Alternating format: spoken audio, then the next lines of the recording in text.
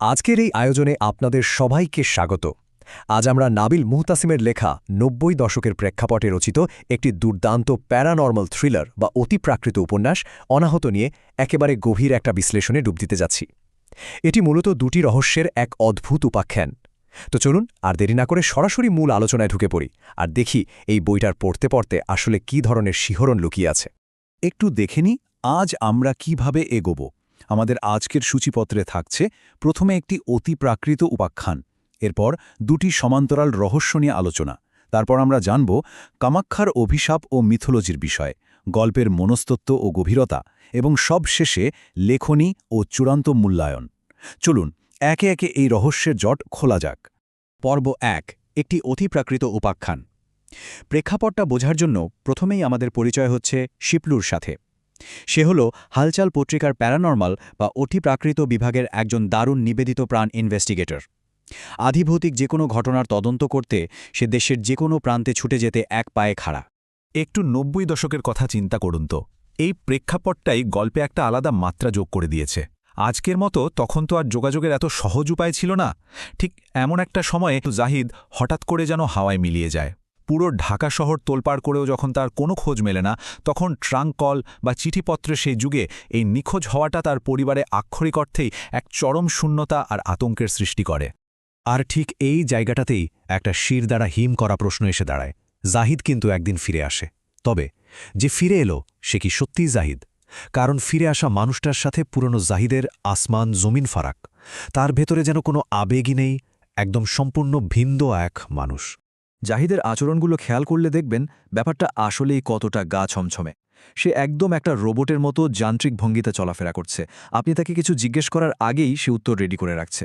তবে সবচেয়ে ভয়ঙ্কর আর অদ্ভুত ব্যাপার হলো তার মানিব্যাগে খুব সযত্নে কাগজে ভাঁজ করে রাখা একটা শিশুর দুধের দাঁত আর সিলেটে যাওয়ার একটা রহস্যময় ট্রেনের টিকিট পাওয়া যায়। এই সূত্রগুলোই মূলত শিপুলকে তদন্তে নামতে বাধ্য করে। এবার আসি আমাদের দ্বিতীয় পর্বে, দুটি সমান্তরাল রহস্য। জাহিদেরই অদ্ভুত পরিবর্তন নিয়ে তদন্ত করতে গিয়েই শিপলুর সম্পূর্ণ ভিন্ন এবং দৃশ্যত কোনো সম্পর্ক নেই এমন আরেকটা রহস্যের খোঁজ পেয়ে যায়, আর সেটাই কিন্তু এই উপন্যাসের আসল কেন্দ্রবিন্দু। এখানে আসলে দুটো একদম আলাদা ধরনের কেস আমরা দেখতে পাই। একদিকে জাহিদের শারীরিক অন্তর্ধান আর অদ্ভুতভাবে ফিরে আসা, আর অন্যদিকে তৌকির নামের ঢাকা মেডিকেলের এক ছাত্রের তীব্র মনস্তাত্ত্বিক যন্ত্রণা। তৌকির প্রায়ই ঘুমে এক ভয়াবহ দুঃস্বপ্ন দেখে। বিশাল আকারের একটা পেঁচা তার জানালা এসে বসে, আর সেই পেঁচার মুখটা একেবারে অবিকল মানুষের মতো। বুঝতেই পারছেন, এটা সম্পূর্ণ ভিন্ন মাত্রার এক মনস্তাত্ত্বিক ভয়ের জন্ম দেয়। গল্পের এই পর্যায়ে আমরা জানতে পারি তৌকিরের পরিবারের প্রায় সবাই অদ্ভুত সব কারণে মারা গেছে। তার একমাত্র জীবিত আত্মীয় হলেন তার দাদু ভাই। তো সেই দাদু হঠাৎ একদিন তৌকিরকে জরুরি তলব করে বসেন। তার করা সতর্কবার্তা, ২১ বছর বয়স পূর্ণ হওয়ার আগেই তৌকিরকে তার সাথে দেখা করতে হবে, নইলে এমন এক অনর্থ ঘটবে যা কেউ কল্পনাও করতে পারবে না। পরিবারের পুরনো সব গোপন সত্য নাকি সেদিনই উন্মোচিত হবে। তৃতীয় পর্ব, কামাক্ষার অভিশাপ ও মিথোলজি। তৌকিরের সাথে আসলে কি ঘটতে যাচ্ছে তার উত্তর খুঁজতে হলে আমাদের গল্পের টাইমলাইনে বেশ কিছুটা পেছনে যেতে হবে, একদম সুদূর সিলেটের প্রত্যন্ত অঞ্চলে এবং তারও সীমানা পেরিয়ে আরও গভীরে।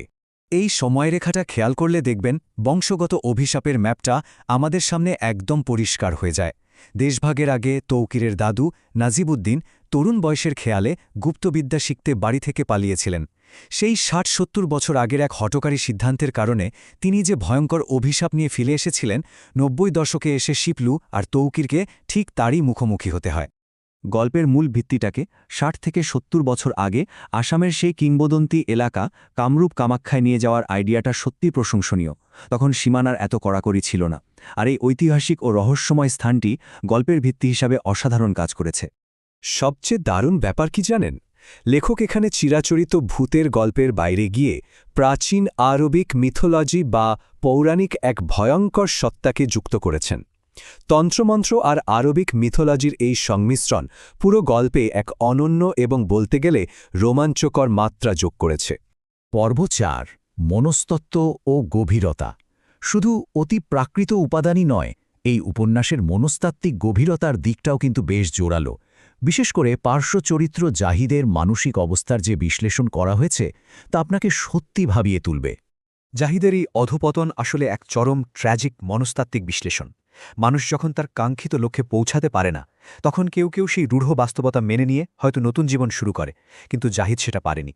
প্রত্যাখ্যান সহ্য করতে না পেরে নেশায় আসক্ত হয়ে হারানো জিনিস ফিরে পাওয়ার যে তীব্র ও ধ্বংসাত্মক আকাঙ্ক্ষা সে লালন করেছে, সেটাই মূলত একটা সুস্থ মানব মনকে অন্ধকারের দিকে ঠেলে দিয়েছে। চরিত্রগুলোর মধ্যকার রসায়ন বা ডায়নামিক্সের কথা বলতেই হয়। উপন্যাসে খুব বেশি চরিত্র নেই, কিন্তু প্রতিটি চরিত্রই সমান গুরুত্বপূর্ণ। শিপলুর পেশাদারিত্ব, তৌকিরের তারুণ্য কিংবা দাদু নাজিবুদ্দিনের সেই প্রবল গাম্ভীর্য সবই খুব যত্ন নিয়ে তৈরি করা হয়েছে।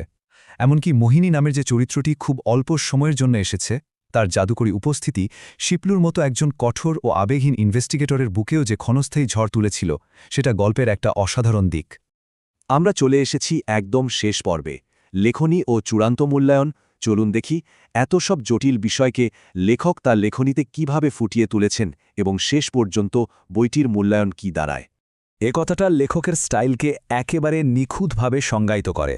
এই গল্পের ধীরগতি দেখে কিন্তু অধৈর্য হওয়া ঠিক হবে না, কারণ লেখক ছোটখাটো বিষয়ের খুব খেয়াল রাখেন। ধরুন, দেয়ালে ঝোলানো একটা তলোয়ারের বর্ণনা শুরুতে হয়তো একদম অপ্রয়োজনীয় মনে হতে পারে, কিন্তু ক্লাইম্যাক্সে গিয়ে আপনি ঠিকই চমকে উঠবেন যখন দেখবেন ওটাই সবচেয়ে বেশি দরকারি ছিল। পর্যালোচক বইটার বেশ কিছু দিকের প্রশংসা করেছেন। এটা কিন্তু খুব দ্রুত গতির বা সস্তা থ্রিল দেওয়া কোনো গল্প নয়, বরং লেখক এখানে নিরেট গল্প বলার দিকে বেশি মনোযোগ দিয়েছেন। দুটো আলাদা রহস্যকে তিনি খুব মসৃণভাবে একসুতোয় গেঁথেছেন। সাধারণত এ ধরনের গল্পের তন্ত্রমন্ত্রের অতিরিক্ত ব্যবহার পাঠকদের বিরক্ত করে, কিন্তু এখানে সেটা খুব সূক্ষ্মভাবে এড়িয়ে যাওয়া হয়েছে। সর্বোপরি সাবলীল গদ্য আর তাড়াহুড়ো না করে খুব সুপরিকল্পিতভাবে সাজানো ক্লাইম্যাক্স আপনাকে একটা তৃপ্তিদায়ক অনুভূতি দেবে। বইটার বাহ্যিক দিক নিয়েও একটু বলা যাক। চিরকুট প্রকাশনী থেকে বের হওয়া এই বইটার প্রোডাকশন কোয়ালিটি আর বাধাই যথেষ্ট ভালো বলে উল্লেখ করা হয়েছে। আর প্রচ্ছদটার কথা না বললেই নয়, বইয়ের ভেতরের গা ছমছমে অনুভূতির সাথে প্রচ্ছদটা একেবারে নিখুঁতভাবে মানিয়ে গেছে। তো সব দিক বিবেচনা করে এই দুটি সমান্তরাল রহস্য, গভীর মনস্তত্ত্ব আর চমৎকার লেখনী বিশ্লেষণ করার পর এই বইটিকে ৫-এর মধ্যে অত্যন্ত সম্মানজনক ৪.৫ রেটিং দেওয়া হয়েছে। বোঝাই যাচ্ছে এটা দারুণভাবে মুগ্ধ করার মতো একটা কাজ। আশা করছি ভবিষ্যতে শিপলুর এমন আরও অনেক অতিপ্রাকৃত কেস স্টাডি নিয়ে আমরা বিশ্লেষণ করতে পারব।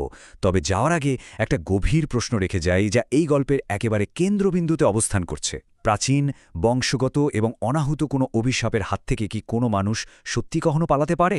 এই প্রশ্নটাই বরং আমাদের আজকের ভাবনার খোরাক হয়ে থাকুক। আবার দেখা হবে নতুন কোনো আলোচনায়।